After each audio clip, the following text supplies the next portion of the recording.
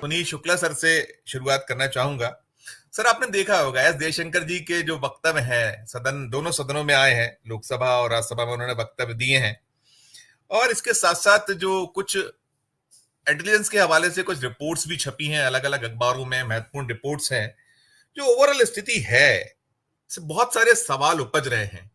क्या कहिएगा, कंप्लीटली जो स्थितियां हैं उस पर पहली प्रतिक्रिया सुनील सर आपकी। धन्यवाद संजीव जी।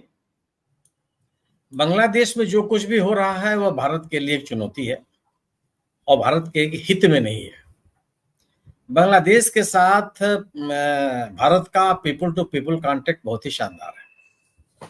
लोगों की आवाजाही एक दूसरे में पढ़ने पढ़ाने का, व्यापार का के लिए बड़े पैमाने पर होता है। बड़ी संख्या में भारतीय विद्यार्थी वहां आज भी पढ़ रहे हैं, विभिन्न विश्वविद्यालयों में, मेडिकल कॉलेजेस में। व्यापार भी बांग्लादेश के साथ भारत का उन गिने चुने देशों में बांग्लादेश शामिल है जहां भारत का व्यापार सकारात्मक है, मतलब लाभ का व्यापार है। भारत निर्यात ज्यादा करता है, आयात कम करता है। और ढेर सारी चीजें ऐसी हैं जिसको लेकर के जिसकी निर्भरता बांग्लादेश के भारत के ऊपर है। भारत और बांग्लादेश के इस अच्छे रिश्ते का ये परिणाम हुआ कि वे पूर्वोत्तर के राज्यों में जो उग्रवादी संगठन काम कर रहे थे उनको लगाम लगी। तीस्ता नदी के जल बंटवारे को लेकर के जो लंबा विवाद था उसका समाधान हुआ। सुंदरबन के इलाके में जो अमानवीय जीवन जीने वाले इलाके थे उनका बेहतर तरीके से और प्रभावी तरीके से समाधान हो गया। ये एक बेगम हसीना के रहने के कारण और एक भारत समर्थक सरकार के होने के कारण एक इन तमाम समस्याओं का समाधान हो पाया। भारत बांग्लादेश में जो कुछ हुआ ये किसी भी राजनीतिक दल के लिए, किसी भी सरकार के लिए, किसी भी इंडिविजुअल के लिए, किसी भी सत्ता के लिए एक संदेश है। अगर आप लोकतंत्र में आस्था रखते हैं, अगर आप अपने देश को लोकतांत्रिक मूल्यों के तहत आगे बढ़ाने का प्रयास करते हैं और अगर आप लोकतांत्रिक मूल्यों पर हमला की कोशिश करेंगे, संवैधानिक संस्थाओं को कमजोर करने की कोशिश करेंगे, सिविल सोसाइटी का दमन करने का प्रयास करेंगे, तो लोग आपके साथ नहीं खड़े होंगे। वह चुनाव जिसमें पब्लिक पार्टिसिपेशन नहीं होगा, वह चुनाव जो निष्पक्ष और पारदर्शी नहीं होगा, उसमें लोगों की आस्था नहीं होगी। साथ ही साथ एक बड़ा आर्थिक संदेश है कि आपकी अर्थव्यवस्था का आकार कितना ही बड़ा क्यों न हो जाए, अगर उससे आम आदमी लाभान्वित नहीं है तो वह लोगों को स्वीकार्य नहीं है। इकोनॉमिकल ग्रोथ अलग है, इकोनॉमिकल डेवलपमेंट अलग है। इकोनॉमिकल ग्रोथ में संभव है कि कुछ लोगों के हिस्से में पूंजी आ जाए, कुछ इलाकों में आप बढ़त बना लें, लेकिन उससे रोजगार का सृजन नहीं होगा। और अगर रोजगार का सृजन नहीं होगा तो लोगों में क्रय शक्ति नहीं बढ़ेगी। क्रय शक्ति नहीं बढ़ेगी तो आम आदमी उस बढ़ते हुए आर्थिक आकार का लाभ उसको नहीं मिल पाएगा। तो वह आंकड़े भले ही आप आंकड़ेबाजी से एक बहुत ही अच्छा सा दृश्य उपस्थित कर दें, लेकिन लोगों को चीज अपील नहीं करेगी। इसमें कोई दो राय नहीं है कि शेख हसीना के कार्यकाल में बांग्लादेश एक दुनिया के पैमाने पर बहुत तेजी से बढ़ता हुआ अर्थव्यवस्था के रूप में अपने आप को स्थापित किया। तमाम देशों की तुलना में, जिसमें हम आप भी शामिल हैं, प्रति व्यक्ति आय की तुलना में बांग्लादेश हमसे आपसे बेहतर की स्थिति में है। उत्पाद वहां बहुत बेहतर है, मैन्युफैक्चरिंग सेक्टर वहां बहुत अच्छा काम कर रहा है। कई ऐसे उत्पाद हैं जो दुनिया के विभिन्न स्थानों पर पाए जाते हैं, खासतौर से कॉटन, जो टेक्सटाइल सेक्टर है।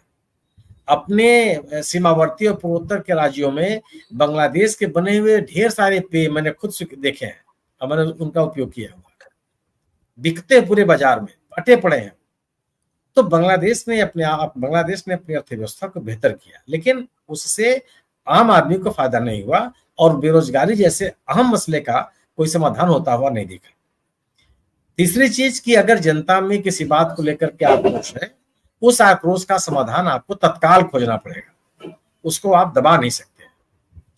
उसको अगर आप दबाने की या अनदेखी करने की कोशिश करेंगे तो एक मांग को लेकर के, आरक्षण के विवादास्पद निर्णय को वापस लेने की मांग को लेकर के शुरू हुआ आंदोलन सरकार बदलने की सीमा तक जा सकता है। यह ऐसा आंदोलन नहीं था जिसमें सरकार अगर चाहती, उसके अंदर इच्छा शक्ति होती या उसको जनता के नब्ज समझने की क्षमता होती तो ये हालात नहीं पैदा होते। अगर आप आंदोलनकारियों को रजाकार कहेंगे, देशद्रोही कहेंगे, तो लोग उसको स्वीकार नहीं करेंगे, वहां के विद्यार्थी स्वीकार नहीं करेंगे। मेरा अपना मानना है कि इस आंदोलन को, बांग्लादेश के इस आंदोलन को पाकिस्तान या चीन या इनके और उनके हस्तक्षेप या उनके द्वारा सृजित आंदोलन की संज्ञा दी जाए, या वहां के आंदोलनकारियों को की क्षमता को या आंदोलन की विशालता को छोटा करना है। यह पूरा का पूरा आंदोलन छात्रों के एक संगठन ने शुरू किया, विश्वविद्यालयों के विद्यार्थी उसमें शामिल हुए, स्वतः स्फूर्त संगठन उसमें शामिल हुए, उन्होंने इस पूरे आंदोलन को चलाया और इसमें किसी राजनीतिक दल को भी उन्होंने शामिल नहीं होने दिया। और आज यही वजह है कि जो अंतरिम सरकार बनने की बात सेना के द्वारा की जा रही है, उस अंतरिम सरकार में वहां के विद्यार्थी नेता या आंदोलनकारी बीएनपी या जमात जैसी पार्टियों की भागीदारी को स्वीकार करने के लिए तैयार नहीं है।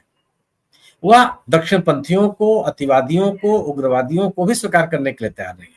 वह किसी भी ऐसे तत्व को स्वीकार करने के लिए या शक्ति को स्वीकार करने के लिए तैयार नहीं है जिनका लोकतंत्र में आस्था नहीं है, जो लोकतांत्रिक मूल्यों में विश्वास नहीं करते, जो फंडामेंटल तरीके से सोचते हैं। मेरा अपना मानना यह है कि यह किसी भी राजनीतिक दल, किसी भी व्यवस्था, किसी भी सत्ता शासन के लिए एक संदेश है कि वह जनता की भावनाओं को समझे, सिविल सोसाइटी को महत्व दे और विपक्ष को भी उतना ही सम्मान दे जितना वह अपने आप को सम्मान देने के लिए तत्पर रहता है। पहली चीज तो यह कि हमारे कूटनीति में इस बात का संदेश नहीं जाना चाहिए कि हम वहां की जनता के खिलाफ हैं, हम उस जनता के विपक्ष में खड़े हैं। दूसरी चीज मेरा अपना ये मानना है कि अगर इस आंदोलन को ये माना जाए कि चीन और पाकिस्तान ने इसको प्रेरित किया है, तो ये वहां के आंदोलनकारियों को बहुत कमतर आंकना है।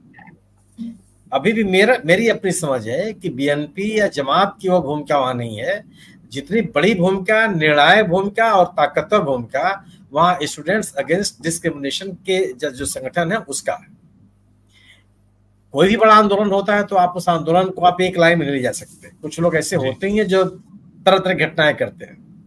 तो अगर वहां पे जो अल्पसंख्यक हैं, चाहे वो हिंदू हो, चाहे वो बौद्ध हो, चाहे वो क्रिश्चियंस हो, अगर वहां हमले अगर हो रहे हैं तो ऐसा नहीं है कि वो आंदोलनकारी कर रहे हैं।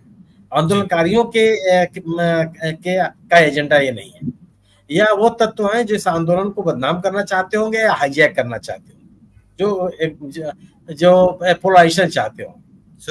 आंदोलनकारियों ने साफ साफ कहा है कि वह बीएनपी की भूमिका नहीं चाहते हैं।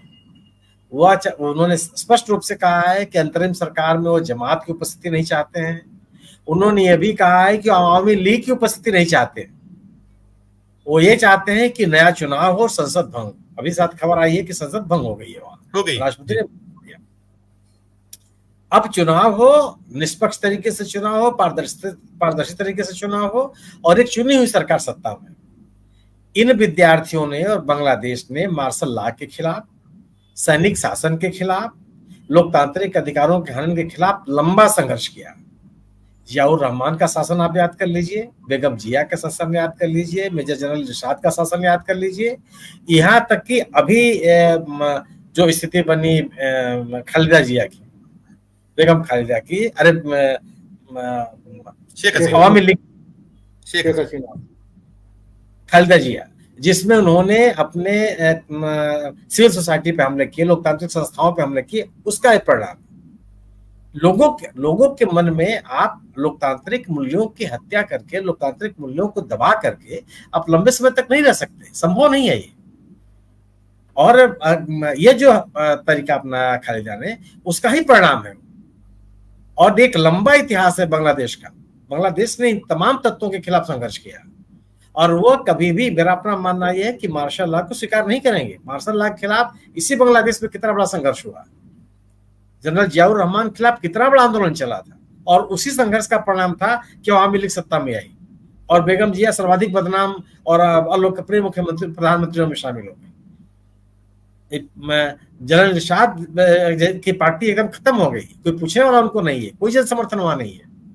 ये दोनों लोग बड़ी बड़ी पार्टियां बना करके वहां राज करना चाहते थे। तो आप आने वाले दिनों में मुझे लगता है कि जो आंदोलनकारी हैं वह भी लोकतांत्रिक व्यवस्थाओं में विश्वास कर रहे हैं, वह भी कट्टरपंथियों या उग्रवादी ताकतों के साथ या दक्षिणपंथी ताकतों के साथ जाने के लिए तैयार नहीं है। उनका भी कहना है कि चुनी हुई सरकार आवे और वह ऐसी सरकार आवे जिसमें जन विश्वास हो। भारत के सामने केवल चुनौती है कि उसको खालिदा जिया के साथ जो इसके संबंध रहे हैं इस सरकार के नेताओं के, चाहे विपक्ष के नेताओं के, उसका भी ध्यान रखना है और वहां की जनता के साथ खड़ा होता हुआ भी दिखाई पड़ना है। अगर आप जनता के खिलाफ खड़े हुए दिखाई पड़ेंगे तो अच्छा संदेश नहीं जाएगा।